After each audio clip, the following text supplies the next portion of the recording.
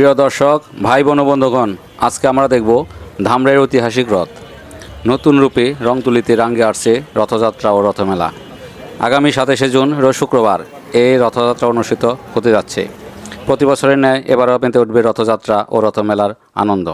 শ্রী জগন্নাথ, বলরাম ও সুভদ্রার এই মহা উৎসব শুধু একটি ধর্মীয় অনুষ্ঠানই নয়, এটি আমাদের সংস্কৃতি, ইতিহাস আর ঐতিহ্যের এক বর্ণময় প্রতিচ্ছবি। এই রথটি বিশ্বের দ্বিতীয় রথ। রথের শোভাযাত্রা, মেলার আনন্দ, ঐতিহ্যবাহী রথ টান আর হাজারো মানুষের উপস্থিতি সব মিলে ধামরা এখন থেকে উৎসবের শহর। এই রথযাত্রার দিন দেশের বিভিন্ন স্থান, জেলা ও থানা থেকে বিভিন্ন লোকজনের ভিড় দেখা যায়।